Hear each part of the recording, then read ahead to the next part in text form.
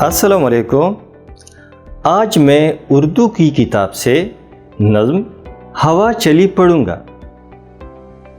ارے یہ کیا، اس میں تو بہت سے نئے الفاظ ہیں، تو پہلے مجھے یہ سیکھنا ہوگا کہ میں ان نئے الفاظ کو درست تلفظ کے ساتھ ادا کر سکوں، اور پھر یہ بھی تو ضروری ہے کہ اس کے معنی جان جاؤں۔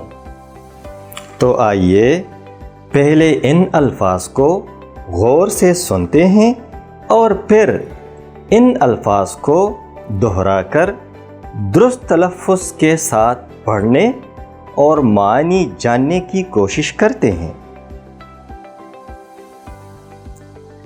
خوش ادا،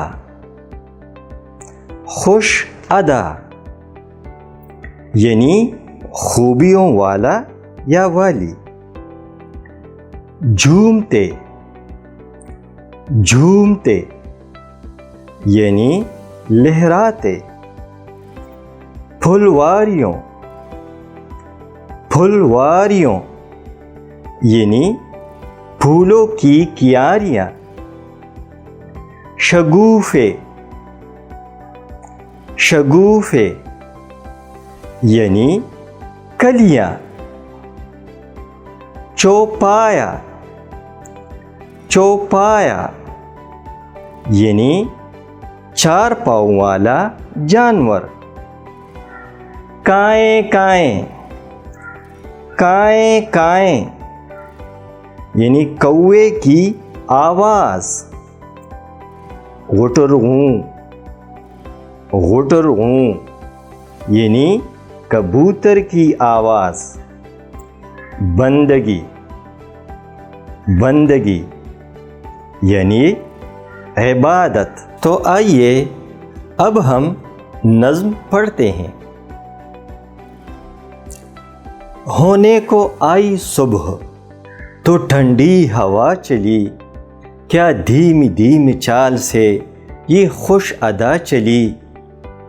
لہرا دیا ہے کھیت کو، ہلتی ہے بالیاں، پودے بھی جھومتے ہیں، لچکتی ہے ڈالیاں۔ پھلواریوں میں تازہ شگوفے کھلا چلی، سویا ہوا تھا سبزہ اسے تو جگا چلی۔ سرسبز ہو درخت نہ باغوں میں تجھ بغیر، تیرے ہی دم قدم سے ہے بھاتی چمن کی سیر۔ پڑ جائے اس جہاں میں ہوا کی اگر کمی، چوپایا کوئی زندہ بچے اور نہ آدمی۔ چڑیوں کو یہ اڑان کی طاقت کہاں رہے، پھر کائیں کائیں ہوں نہ غٹرغوں نہ چہچہیں۔ بندوں کو چاہیے کہ کرے بندگی ادا، اس کی کہ جس کے حکم سے چلتی ہے یہ صدا۔ اب آپ دی گئی تصویروں کو غور سے دیکھیں اور بتائیں کہ پرندوں کو اڑنے، پودوں کو تر و تازہ رہنے اور ہمیں سانس لینے کے لیے کس چیز کی ضرورت ہوتی ہے۔ بالکل آپ نے صحیح سوچا، پرندوں کو اڑنے، پودوں کو زندہ اور تر و تازہ رہنے اور انسانوں کو سانس لینے کے لیے ہوا کی ضرورت ہوتی ہے۔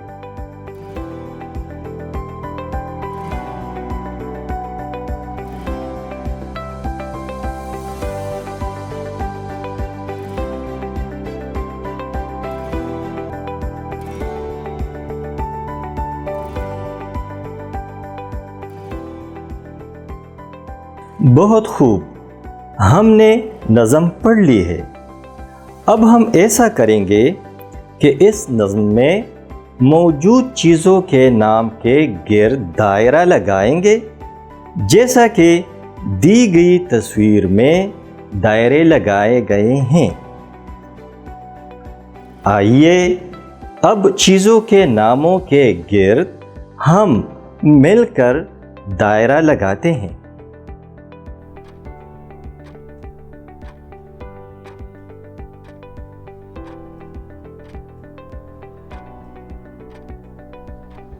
اچھا جی، جن چیزوں کے ناموں کے گرد آپ نے دائرہ لگایا ہے، جیسے صبح، ہوا، کھیت، بالیاں،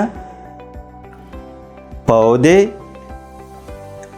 ڈالیاں، شگوفے، سبزہ، درخت، باغوں، چمن، چوپایا، آدمی، چڑیوں،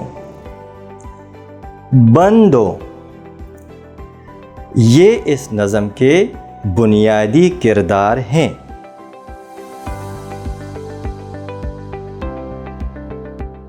مجھے یہ تو بتائے کہ نظم میں آپ کا پسندیدہ کردار کون سا ہے اور وہ آپ کو کیوں پسند ہے؟ پہلے آپ سوچیں اور پھر بتائیں۔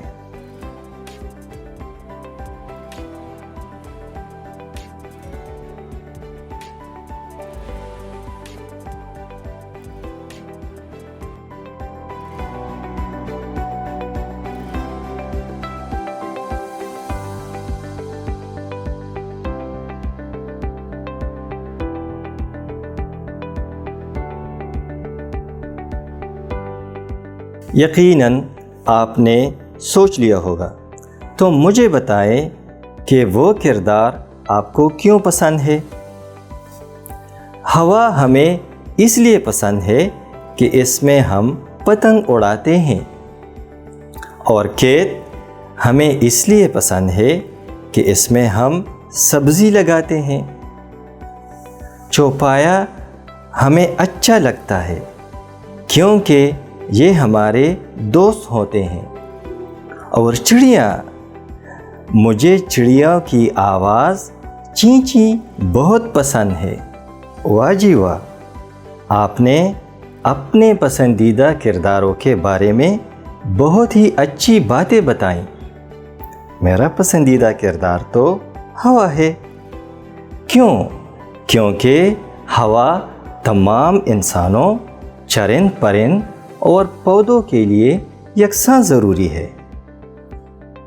ہم نے ذخیرہ الفاظ اور تفہیم جانچنے جیسی حکمت عملیوں کے ذریعے نظم پڑھ کر مفہوم سمجھنے کے عمل کو مؤثر بنایا، اور ساتھ ساتھ نظم کے کرداروں سے واقفیت بھی حاصل کر لی۔